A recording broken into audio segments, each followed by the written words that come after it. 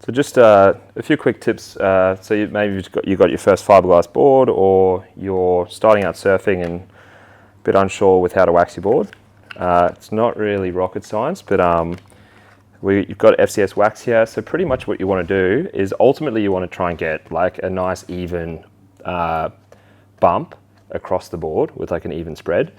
You see some people that will just wax up the top and not wax back there. It's really up to you, but I generally myself just, will wax where your feet go, because you want to move around the board and you don't want to be slipping. To start out, obviously this has already been waxed. You can see the bumps. Normally what I do is I get an edge. You don't want to be waxing straight on. I normally try and get an edge of it, because then it kind of grips onto the little bumps, the previous bumps a bit more. But I generally do crisscrosses to start out, if this is a fresh board. Across right down the back of the board. And then you come back across.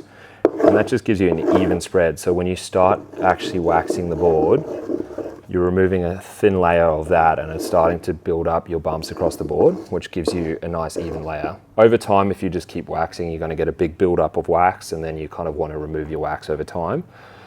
But really it is up to you, and each to their own. I generally like, with your tail pad, it's not a bad idea to, your feet can be slippery, or you've got sunscreen and stuff. I give it a bit of wax as well.